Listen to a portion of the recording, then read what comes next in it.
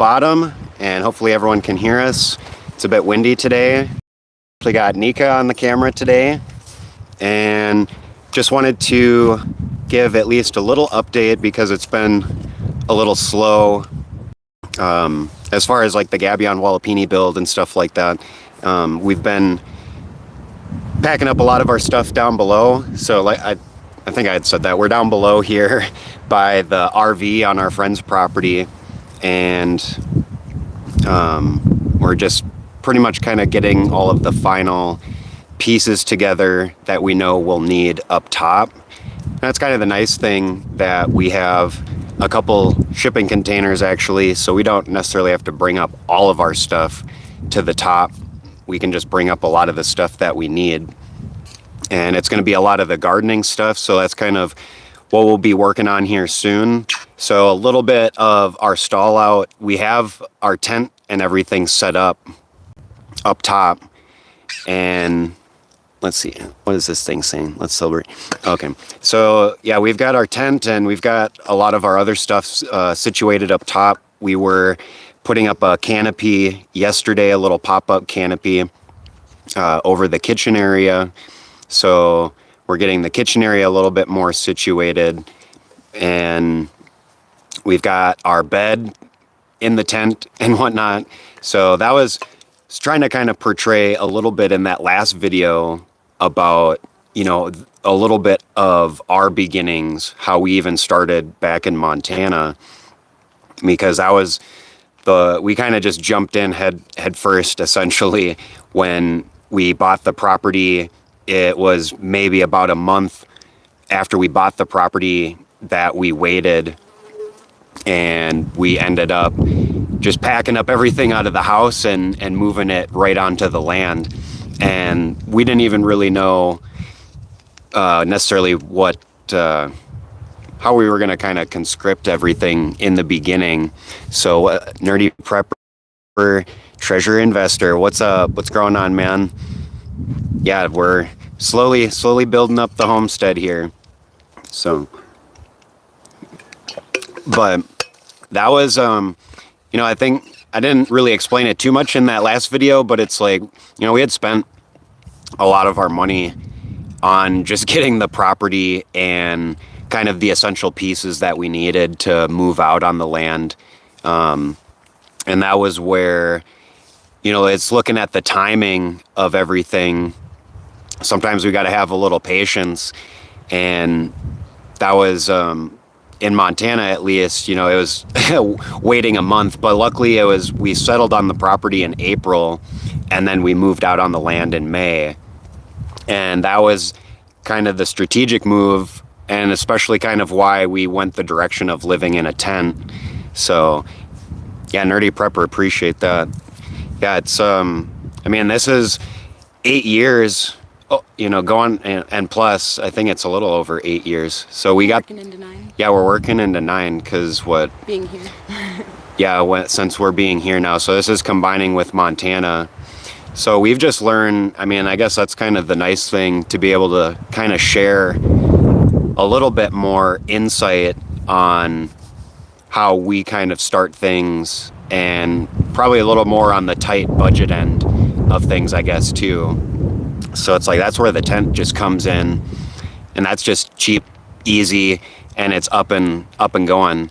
And I guess that's kind of too, you know, there was a few people that had kind of commented on the last video about, why don't you guys build, you know, something to live in kind of thing, like a little adobe hut or something like that. And I guess kind of our take, and maybe a little bit more like my opinion on that, is it just takes away from the build overall. I think Nika agrees with that a little bit. Yeah, it's definitely just kind of that situation where there's, you know, anyone doing homesteading knows that there's always just a plethora of projects to do. And kind of the last things that we want to do is add something big like that when we already have a big project going. And for us, it just makes more sense to do everything as simple as we can, so we can do all the big complicated things first, get them done, and then, you know, maybe in future we could do something like a little adobe hut for guests or something like that. But, you know, a tent is just the easiest way to do things, and we've done it before. Like Brandon was saying, in Montana we moved into a tent about May, and we stayed into that tent into December, and so like we've got that tent experience, and neither of us really mind keeping it simple in that way. Yeah, keeping it simple. And I guess it's kind of like it, you know, we want to, I mean, we kind of upped and left Montana where we had so many things established already. So I guess it's almost like a similar motivation that I have from like the first build, because I was excited about building the Earthship. And I think, yeah, in my mind, just kind of like you're saying, I think, you know, taking away from the main build, it just seemed like a distraction to try and do something else, especially because it's just us two. So, I mean, if we maybe had a team of people, you know, that'd be a different story. But I guess even for someone had a question, I know that was maybe a couple weeks ago, and I've been meaning to try and answer that a little. You know, the reason why we moved to Arizona here. And a big reason, I think, I kind of touched on that on the last video, but it's like the weather was a big motivator for wanting to move down here. And just looking at kind of the area, looking at the climate, but also looking at kind of the surroundings. And luckily we had friends that live down here already that were able to send us video and give us, you know, a hint and a little bit of insight as to what we were trying to get into. And it's definitely, you know, it surprises people. People are like, oh, Arizona must be so hot. You know, that's definitely more southern Arizona than where we're at. But it always kind of trips me up how similar Montana is to Arizona, because I was born and raised in Montana, so, and coming down here was my biggest move ever. But like I'll be driving somewhere and it looks exactly like Montana. The weather, besides the winters, are almost exactly the same. So in some ways it wasn't that big of an environmental change. Like it's definitely drier, but you know, it was a pretty easy transition in that way, especially when it comes to not having the winters. Like it's absolutely fabulous to not deal with, you know, some negative 60s and 70s and wind chills for 6 to 9 months out of the year. So we're definitely grateful that we're able to be down here and have such warm weather to do all the things we want to do. Yeah. That's a big advantage, because the winter, I mean, it snowed and it got cold, but there was a whole lot more days that we actually could work outside compared to Montana. I mean, once you get into December, for sure in Montana, I mean, it's like there's snow, and then the temperatures are, you know, the highest in the middle of winter. It's getting, you know, 20 degrees, 10 degrees for a high at some points. So it's pretty unbearable even just to go outside. Whereas here, I mean, I think the lowest high that we did get was like 35, and that was maybe for like a day or two. But other than that, I mean, it was in the 50s, I'd say, probably for the most part. So that's been a really big advantage, but it's also been just kind of the motivation behind the planning of the timing that we moved down here, and kind of having a little bit that expectation that we would have been able to build through the winter. So that's why we moved in September. We got ourselves situated. So that was part of the plan, was being able to get ourselves settled. We had our friends help, being able to stay in the RV and on their property, so while we build through the winter. So then getting to the point we are at now, that just means that we're going to spend less time in the tent itself. So just the way it was planned was to minimize the amount of time living in the tent, because we know it's going to get pretty hot here in the middle of summer. So, and it's also kind of the plan that we're going for being enclosed, at least having a roof and a sealed roof over top and ready for monsoon rains. so that we can collect all that rainwater for the next winter. So that was the priority. Is when we first got here, it's like digging out some of these basins and rain catchment and looking at, the winter ahead, because there was moisture to catch. Richard Delaney says, what is the final project that you are building? A house, a greenhouse, farm? How many people do you see living here? I would like to see a sketch of the final project. Oh, okay. I mean, I do. Maybe I'll have to make I'll have separate clips and stuff maybe in the next video showing a lot of the drawings that I did. And I did a lot of things on graph paper. So, and it was a lot of just considering a little bit like what we can do here with structures and whatnot, and then it was looking at materials and stuff. But the final project we're building, you could say, is a greenhouse. So it's a greenhouse because it will be a greenhouse where plants will be grown, but it will be a structure that we could stay in eventually here as we kind of finish up the build. It kind of depends how we do up the inside, and I think it's something that we're looking forward to in the future, as opposed to right now. It will be a greenhouse where we'll be growing a lot of the plants that we need to start spreading out in our area and get started as well. So, but that's also the thing. It's a 4-season or all year round greenhouse. So wintertime, it's going to need the maintenance with the plants that we have inside and for the plants that will be growing.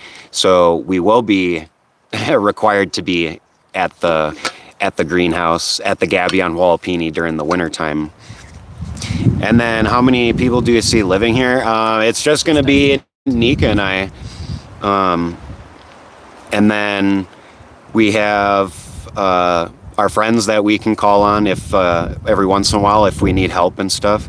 So, but otherwise it's just Nika and I doing a lot of this out here right now. And it's I guess that goes a little bit like what you'd like to see a sketch of the final project. I actually don't have like a sketch or necessarily all of the plans of the whole property of like everything that's being done with like the earthworks and basins and stuff like that. A lot of the design was towards the Gabion Wall-apini and just looking at the materials we had and kind of experimenting, I think, a little bit, because this is an experimental structure, but all the concepts behind it are pretty solid in itself. And when you kind of take this whole thing apart, it's super simple, because the thermal mass walls, which are the Gabion baskets, those don't need any support or anything like that. Those are just, freestanding by themselves. Appreciate that, cousin David, Jackson Travel. But when you take this thing apart, it really is just more of a lean-to kind of shed style greenhouse, basically. And it's definitely hard to have like a solid plan, because through our experiences, everything kind of needs tweaked and changed. So Brandon definitely focused mostly just on the plans for the Gabion Wall-apini. And then it's also the aspect of like, plans as a whole. Brandon's talked about it a lot, how it is walking the property and figuring out where things should go, the proper places, and trying not to go too far too fast, because then it takes a lot of time and work to have to backtrack a lot of these projects. Like if you dig a swale and then it's not a good place for a swale, you have to undo that and then do it again. So like the main aspects of the build itself have the plan, but then everything else is you kind of plan as you go a little bit. Yeah, you need to, walking a property is probably the most essential piece. And it's not to necessarily dog on other people that are doing a lot of this permaculture consulting and stuff. But when someone is only looking at a GPS map, an overhead map view, I'll take a second here to read Nerdy Prepper here. I really like how you guys talk about the importance of observing and learning the land. It seems like permaculture and homesteading is always evolving. Yeah, I mean, that's all it is. It's constant improvement, and especially because we have the technology. I guess, for us, we're not opposed to technology when especially it can help us be more self-sufficient. So yeah, kitchen and the lounge is coming along. So we've still got a little bit to do on all of that, but we've got like the outline and a little bit of an idea, but it's kind of until we get up there. So we're kind of waiting on the weather and everything until we get up there, and then we'll kind of have a bit more idea. So that kind of just goes into what I'm saying. Like anyone only looking at, GPS maps or overhead satellite maps and stuff, people can only give you so much of an idea of the earthworks or harvesting water or how to, terraform that area. And we can look at the contour lines and stuff like that, but you really have to be here in person. You have to be on the property observing and analyzing. And that's, just the evolution of permaculture and homesteading is that the basis of it is observation with permaculture especially. And when we're observing, we're all going to have different and more imaginative ideas. So that's where, we can take a lot of these concepts. That's where I say like the concepts are solid, but it's the designs of them that are interchangeable. And that kind of looking at the comments with like the Zuni Bowl video that I did, despite the and my constant repetition of Zuni Bowl. But it's like the fact that some people are pretty stuck on like, this is, it only can do this, and this is all that it's meant for. When, in my mind, a Zuni bowl, doesn't have to just be for a driveway. It doesn't have to just replace a culvert.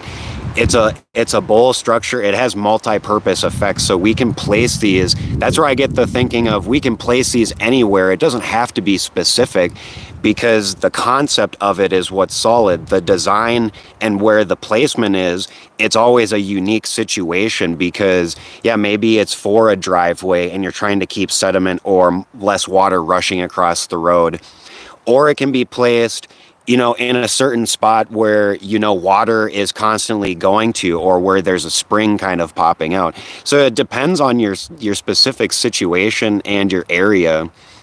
And your needs. Like, what are you trying to do? What is the purpose of this thing? The goals. Yeah. So your goals really kind of, I think, dictate a little bit where, when, and, what kind of terraforming or earthworks that you're doing. So that's where, for our sake even, there is no plan at all. And appreciate it, Richard, for joining the Verde Vanguard. I'm going to be working on a lot of those videos and stuff for the membership page as well.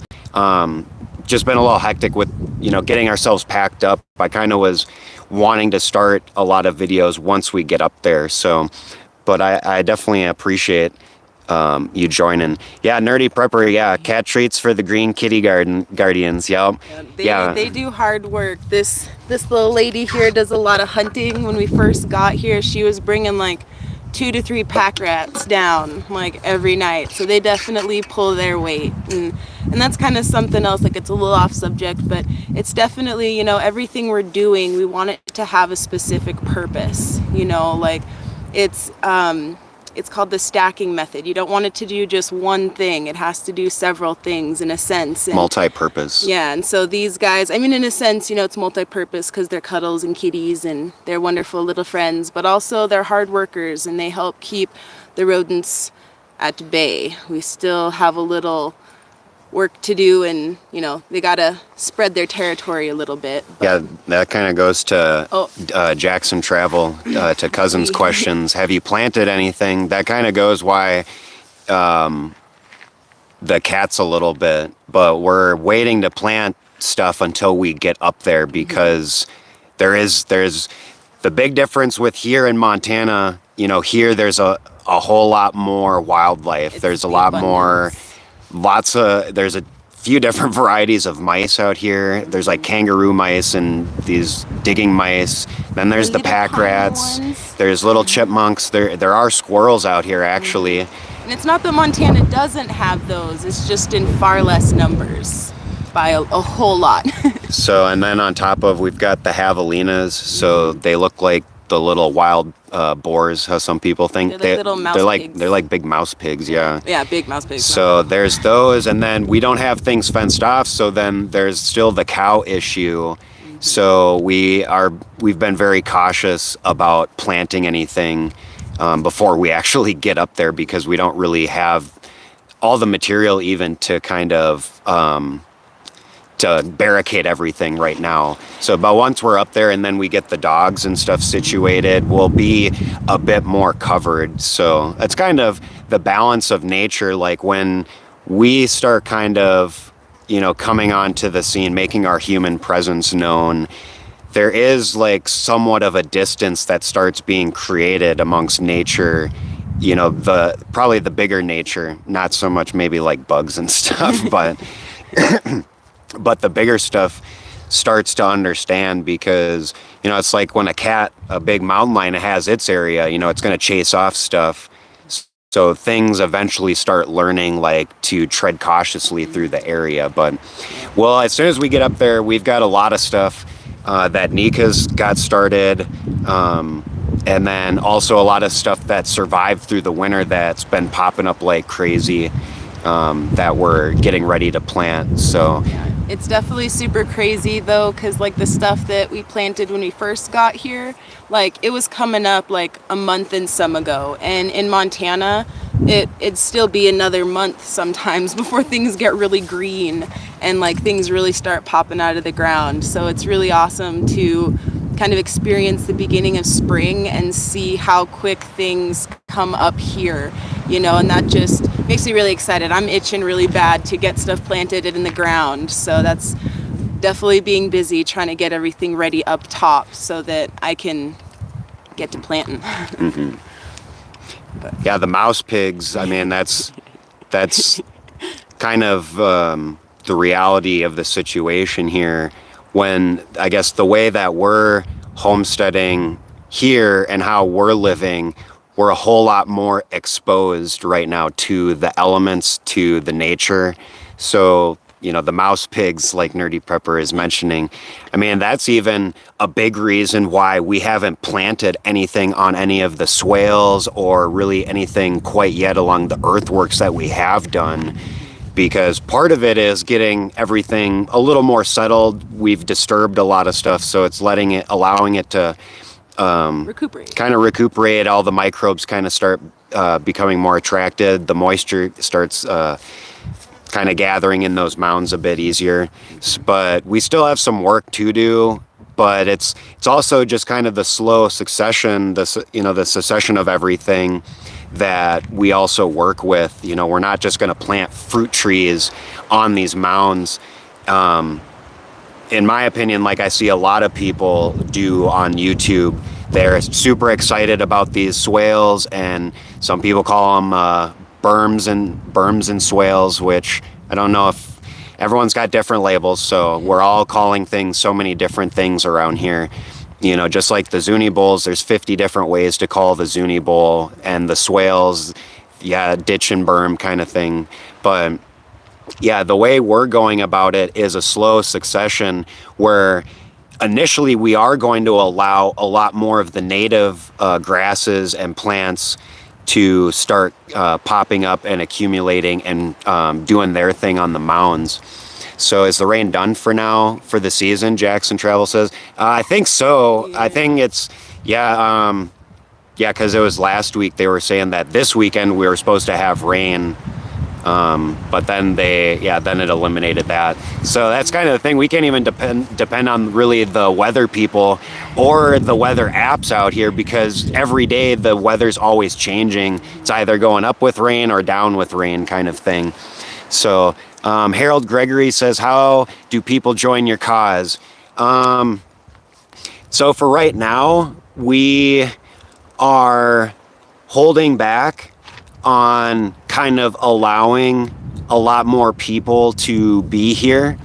And if anyone's familiar with Brian over at Off Grid Backcountry Adventures, he's a super cool guy to watch. But it's a very similar reason to how he puts it, and that goes into just liability issues. Because if people get hurt out here, there's that potential that, you know, there's consequences that could, you know, come back to us that, you know, it's not like we necessarily were responsible for. It could have been someone else's own fault or doing. So, and I think on top of as well, we're just not situated right now. It's like we only have kind of our composting bathroom for ourselves. We really only have water and food at least set up for ourselves right now. And so I think the best way, honestly, for people to join our cause is if you want to join our Green Guardians membership, or you can join our YouTube membership here with similar Green Guardian names for Verde Vanguard, and then Gaia Guardians and Sustainable Sentinel. So I'm going to be trying to keep up on that.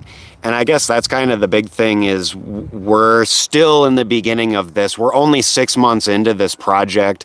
And so it's been a whole lot even just planning out what we're doing and how we're doing everything.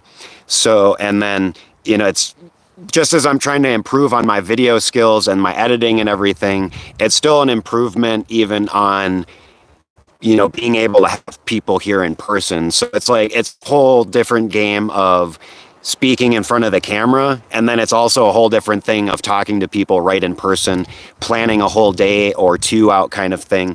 So I think it might be down the road, but for now we're just kind of keeping it to our family and a couple close friends, just because we know them really well, obviously, and it's really, we don't have set schedules, I guess. Getting windy. And it's getting a little windy, but I do want to add to that really quick too. It's also kind of the fact that, you know, we want to keep kind of that circle small right now, especially Brandon was talking about how, you know, with liability and things, but it's also keeping ourselves safe and secure. A lot of people had asked us like why we don't have a team of people come up and help us, and that is where our friends and our family come in. But that's also kind of, you know, our privacy. Like a lot of people who own property understand you don't want people just kind of showing up or popping in, and so that's kind of one reason that we're being slow and careful with people coming up to help, and that just makes me more comfortable, especially being in a new state, you know. So that's just it. To me, it's kind of a safety thing too, you know. Like, I love people, but at the same time, you got to be careful, and you want to build relationships and things like that first, especially this day and age, I suppose. And I think for myself, I honestly had more of a vision of. I'll get to some of the questions here in a second. I just wanted to say, for my sake, honestly, like, I want to do more of the consulting for people. Like, people could potentially come here and learn, but I guess I would rather go to other people's properties, and I would love to teach them on their own property. And we would love to be able to go to a homestead and teach people right there, because then you're able to work on your own property, your own stuff, and then you're learning at the same time, as well as having a better idea of looking at your land overall, as opposed to if you came here, you're just going to learn how we're doing things on our property. And granted, it's the concepts, right, that are solid, but when you go back to your property, then there might be things that you learned here that you say, well, this doesn't even apply where, in this location. What were they even talking about? So I definitely would love to do more of, maybe in the future, of hosting maybe kind of get-togethers for people to contribute on other people's property, because if there's other people that want stuff done but they also want to learn, then it's like we all can build community and we can get to know more people and connect with more people with like-minded ideas and thinking. And then, it's a more personal basis. But that's also, everyone could express the same concerns that we have as well, of bringing other people. So that's where, I'm definitely open to consulting for individuals coming to properties, and we could film and make documentation so that we can give people ideas. But that's future outlook. So we're kind of trying to keep it focused here. But that's why with the YouTube, even with the channel, and trying to show people what we're doing, I guess it's just still trying to build up trust with everyone to show, what we're doing. So I think that kind of goes into a couple people's questions here, actually. So thanks, Harold Gregory, for asking that question, for how do people join the cause. So you can join the Patreon membership page, or you can join the YouTube membership page. Otherwise, we do have our GoFundMe that we have. Otherwise, we have an Amazon wish list for the tools and such that we do need here. So anyone is free to look at that, and if anything they feel called to do or need. So we're not trying to push anyone. We just want to just present stuff that we're doing and trying to give to other people with the consulting and the Green Guardian page and stuff like that. So Nerdy Prepper Treasure Investors asks a question. Do you guys have a favorite fruit tree? I planted 2 different apple trees at my dad's house last year. Nika, did you I don't exactly have like a favorite fruit tree, because I like to try to grow anything and everything, and I'm really big into experimenting. And for me, in my experiences, that's the biggest thing about any sort of gardening or planting, is the experimental phase, because you could do all these good healthy trees and they just don't work out for some reason. Maybe the soil's not good, there's just something that it doesn't work with. So instead of maybe an apple tree, you put some pear trees there and they like it better. So like I like anything and everything. If you can plant it and it grows and it does well, that is always my goals when it comes to planting fruit trees. I'd have to say I really like fig trees. We've been experimenting with those a little bit. We don't think ours made it through the winter here, so I definitely want to try those again. And that's because I love figs. But I definitely think that it's all about experimenting, and as well as, keeping things as native as you can, or just ones that are able to survive in your climate. Sometimes you'll get an apple tree that really shouldn't be planted in one place but can be planted in another, and that goes for a lot of things, out like being outside versus being in a greenhouse, or being an ornamental inside plant. You kind of have to do the experimenting. Yeah, I think someone had commented on a couple of videos ago about like northern Arizona isn't really known for growing fruit trees. And I mean, that may be true. Yeah, down south, obviously they're growing all the citrus and stuff, but that's the nice thing. Like someone, I think it was Nerdy Prepper saying that before, permaculture has evolved so much, but it's also the plants and the varieties of things that have evolved as well. So we've got so many different fruit trees and plants and shrubs and bushes actually we can look through that actually will work with our climate up here with the cold and stuff like that. So I know the things are backgrounds. kind of lining up here. So let's get through here. What is both of your backgrounds? Do you have formal training in this, or do you pick up some sort of learning on the job? It was Lots of research and hands-on learning. That's the biggest. You got to get your feet wet. And you can't be afraid to fail, basically, because that's only going to progress you further. So most of our training, at least, for my part, it was a lot of YouTube videos, watching a lot of like 2-hour, 3-hour long seminars of people just talking, and probably the most boring stuff that most people will never watch. But that's the kind of thing, if you want to learn something, you have to treat it like a classroom. You have to take your notes, and you have to, really study. And I guess that's the other benefit of what we did in Montana, was learning, but then being able to apply it to our own property and see what works and see what doesn't work, and gain a lot more experience on that. So a lot of our knowledge comes from hands-on learning and trial and error over 8 years of it. So experience, I guess, doesn't lie, I guess, for people. I don't know what that expression is, but it's the lived experience that we've had that at least gives us a lot more confidence in what we're doing. But that's also the thing, we're always still learning. There's still so much to learn. Like Nerdy Prepper said, everything's always evolving, the permaculture, the homesteading.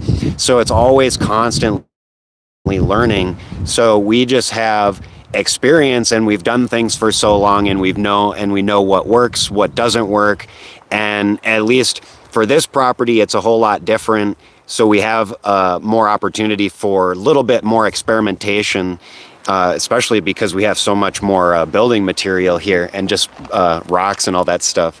So a lot of people go to classes, and you'll spend money on going to a class, and in my opinion, it's like, I wouldn't spend money on the class, because you're going to learn, you can learn a lot from those classes, but they're going to teach you a lot of just basic stuff. And unless you pay for more classes to get more like one-on-one kind of pretty much consultation at that point, the cheapest option is to really just have some focus and concentration, and watch a lot and listen to a lot of these boring seminars that talk in detail about how these things work. And then it's also just getting your feet wet, after you've learned something, maybe like if there's a park or somewhere where you're allowed to do that, maybe a neighbor's or a friend's house or something, and you've like, hey, I've learned this stuff, you want to apply it, then it's like then finding a place where you can experiment and do that to see how it works and document. That's research right there. That's how we learn, right? We learn from our trials and our errors, basically. And that's all really permaculture, in my opinion at least, is a lot of these concepts are solid, but when it's all an experiment when we go to apply them, because until the rains happen, we don't know how the experiment's going to go until we get the monsoon rains to see how everything interacts with the water and how much comes down. We're not going to have an idea of like, oh, maybe we need to adjust this, or maybe we need to do something different, for certain areas. So yeah, Brian and Meadow, Nerdy Prepper. If anyone goes and checks out Off-Grid Backcountry Adventures, Brian and Meadow, his little puppy, I think they're actually about to kind of do some more nomad camping and stuff throughout the summer here. So we'll see if Brian wants to meet up and maybe do a little collab. I know he was hoping to meet up, but we'll see. We're all doing our own thing and keeping busy. So D&D's says, howdy guys, just had an idea. We're using our juniper trees / branches for structures and fencing, 2-liter bottles for terrariums to do due to the frost. Just an idea. It's working for us. Yeah, we are taking advantage of the juniper branches. We have all of this old growth forest, all these huge trees. And when you look at the trees, a lot of the branches are all drooping on the ground. And you'll notice that where the branches on trees are higher up, there's more of grasses and stuff that grows underneath because there's less shade being put on and probably a bit more moisture penetration. So we're pruning up everything, we're utilizing everything we can. We try to make sure nothing goes to waste. Like, we very much multi-purpose is the game. So go ahead. And yeah, multi-purpose. And I love the 2-liter bottles for terrariums and like using milk jugs and stuff. And I have done that in the past, but we're lucky for right now. We're just using a little greenhouse, little just PVC pipe and plastic for right now to keep the frost off of everything. And we're just about out of the frosty time, but definitely appreciate that. Yeah, it looks like after tomorrow it'll be in the 40s, mid 40s for lows out here. So Great. We can't we can't even trust the weather, because the weather that we get is for the Ash Fork town. So we're away from Ash Fork. We're not in that area. So we have, I've got almost like 5 or 6 different digital thermostats to read the temperature, humidity, and stuff like that. So those are super important. Jackson Travel, what tools do you need the most right now? A Ryobi, one of those electric, either Milwaukee or DeWalt, one of the electric saws, like the miniature, like the battery powered 8-inch oil. And we only have the one. I think my last video, you can go to the description and it should be right at the top, the link to the Amazon list that shows kind of the stuff that we're looking to get that'll help us with regreening the desert for all the permaculture stuff, for our garden, the garden stuff we're doing, like the ferments I'm trying to create and get out to people. So yeah, thanks for joining, cuz. Peace out. Richard Robin, yeah, you could bring your tractor and build a pond for me. Hey, win-win. It's not our tractor. I wish, it's technically not our. It's just kind of a happens. Yeah, that's kind of what the other part of what brought us to Arizona as well, is just there was a better of a start here to begin with for us. Definitely super grateful for all our friends down here for that. Yeah, School of Hard Rocks. Yep, lots of rocks here. Yeah, Nerdy Prepper, appreciate that, dude. You guys are awesome. Your combined work ethic, extremely impressive to say the least. Hope YouTube stays fun, grows as fast as you need / wanted to. I think you guys are going to crush it. Yeah, thank you. I mean, things seem to be growing, and that's all it is, right? Just constant improvement and constant growth. So, I mean, the best is yet to come, because we're only halfway on that Gabion Wall-apini. So if anyone really doesn't have, not to dog on anyone, but if anyone doesn't necessarily have the imagination to see what this thing is going to look like necessarily in the end, I know I haven't shown like plans or like drawings of what kind of I had the idea of it to look like, but so I mean we're not even at the best part yet, but the baskets are definitely taking the longest. So, but once we get the rocks all stacked and those baskets filled up, all of the woodwork, all of that stuff is going to go by super quick. That's kind of the trade-off, especially like with the earthships that we have done. It's always the tires that take the longest, but then when you start doing the framing and the woodworking, I mean, all that stuff, it'll be, less than a month of getting a lot of the woodwork up for when we get to that part. So let's see. Richard Robin says, are you guys near Ash Fork? Yeah, we're near Ash Fork. Kind of between there and Seligman. Yeah, we're off in the boonies. We're at, much of a drive for anything. If we do have to drive, we don't really drive out too much. So let's see, Richard Robin. Last year we got really small monsoon season. Hopefully this year we'll get a lot. What's your elevation where you at? Yeah, hopefully the monsoon rains, because last year our friend said too, it definitely wasn't a good monsoon rain. There was maybe like 1 or 2 good kind of rains out here that filled up our washes, but for the most part it wasn't the best. But for, I'm keeping track, we've got our rain gauge at about 6 or 6.5 inches that we've already gotten of rain. At least that's what I've recorded, because I didn't get it in January. I didn't have the gauges yet. So, but I know we got like a few inches. So, I mean, I think we've almost surpassed like halfway of our average rainfall out here. So, I mean, hopefully that winter wasn't the end of the rain. We got a lot of good moisture that penetrated the soil. So we'll see what the monsoon rains bring. But I mean, that's even still the point of the earthworks, to be able to help with this and mitigate a little less of the drought, for our area, and, just rehydrating our land in general. So, but for our elevation, where the Gabion Wall-apini is, that's about 5,100 feet. So we're just at the 5,100 feet. And then Montana, I think we were about that, maybe 5,300 feet. So we have very similar elevation and kind of the vegetation, I think, for the most part. There's a lot of different things out here, but there's a lot of similarities as well that make it pretty comfortable. So, and Richard Robin, yeah, you're between Ashford and Seligman, yeah. Ashwark and Seligment.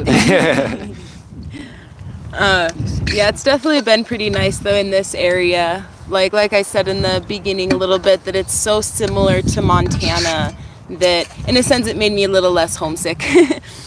But there's so much more possibilities here that Montana just doesn't have. Like, some people have said that the growing season here is short, which for me and my experiences in Montana is kind of nuts, because I could grow greens all year round here, versus Montana, unless you have a really nice greenhouse or like our earth ships, you can't do that. But I could do a simple hoop house and throw some cold season greens up in there and they would do just fine. And so having those types of opportunities just make me super excited to be in this area. I really like the people, and not that Montana is bad, people wise, but I definitely appreciate the train of thought here. Montana's gotten a little crazy.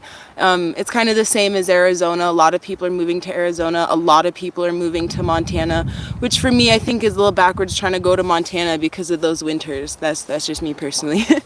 But it's really fabulous down here, and the people have been really awesome, and we're definitely excited to build more connections with everybody. Yeah, and that's I think the biggest advantage for ourselves. I think I've kind of repeated that in multiple videos, but just we've already done this before, so it's a little bit in the sense that we already have a sense of what we need to do when we got here, and developing community. So it's like we've already lived around people that are similar, like out here, Montana, it was very similar with people wanting to keep to themselves and living on their property and stuff. Have your elbow room. Yeah, so it's like we already have a sense of, keeping community at peace kind of thing, and not bothering people, but also just keeping to ourselves. But then it's also knowing, that we need to develop relationships and connections with people and kind of communicate and stuff like that. So, and that, when we kind of build community like that, then it's like, then you find someone that could know someone else for a job or for, certain things that need help and whatnot. So it's a little bit too kind of what the YouTube community, like anybody that's watching and stuff, that's a sense that we all have a community that we're all into homesteading and, working with nature and doing things maybe a little bit more naturally and differently, but we all are doing things differently at the same time. So, but it's definitely about enjoying the process, and even if things, they don't go as smooth as you want them to, it's definitely that learning experience and being able to kind of persevere through that. Sometimes you'll have a really bad gardening season, and if you keep trying, the next year you'll have that good gardening season. And that's kind of how we kind of feel about things. It's the constant, striving to just keep going, because this life is never always, or I shouldn't say never, but this life isn't always easy, especially depending on where you start out at. We started out in a tent in Montana, and that definitely wasn't easy, but it was definitely worth it for the experience. And so being down here and kind of starting with a different situation was very nice, and just kind of persevering through the journey in order to keep building and growing. Yeah, and that's all the permaculture project is as well. Just the whole greening the desert project here. It's always going to be constant improvement. There's always going to be maintenance on something. There's always going to be different ideas that flow. More projects. So yeah, Richard, Robin, appreciate the invite, dude. Yeah, we'll have to maybe get together sometime and we can have a big barbecue. That's for sure. Yeah, I'm excited for the summertime here. I know it's going to get hot, but we're pretty used to that too. Like, it's hot. It got triple digits in Montana. Yeah. It got 100-degree days and But super really intense high. sun. Yeah. So in reality, it's the only difference is there's a shorter winter. For us, it's not even winter. Shorter winter, but also I think a bit warmer winter too, and a little less snow. So we're not, incurring 2 feet of snow buildup and whatnot, and then waiting for that to thaw out to even get out the door. Yeah. So yeah, that's kind of the biggest thing about Montana is the first snow. This past winter has definitely been warmer, but the weather's kind of going crazy. But a normal Montana winter is the first snow to fall, is the last snow to melt, and then you still have to wait for the 3 to 4 foot frost line to melt before you can even do anything. And then it's dealing with the mud while the frost line melts. So like the mud here is still, it's not so bad. That's where Montana gets its sheet flow for where we were at. It didn't get monsoon rains or anything, but it was beginning of spring kind of. End of winter into spring, because like Nika said, a lot of the snow's melting, but then the ground underneath, it was a lot of clay, so it would absorb a lot of moisture at the end of the season and then go through winter and get frozen for how far that water would penetrate. So then come spring, when everything starts melting, it'll melt off, the first few inches, and that'll turn all to mud. But then underneath it's just frozen solid. So then when everything starts melting, it all starts sheet flowing. So that's a little bit where I had already kind of known a little bit about sheet flow. And that's where I can at least get somewhat of an idea of how it's going to be here. There's probably going to be a lot more moisture, but just getting ideas in Montana of how to approach the property there with earthworks for the conditions that were present. And so whereas here we're looking at not end of summer, but we're looking at summertime with the monsoon rains and heavy downpours. So that plays definitely a huge part in my thinking, at least, on how a lot of the property is going to be designed, because I know even if it's a bad monsoon rain this year, maybe next year, or I guess you never know, next year it could be the 100-year monsoon rain event kind of thing.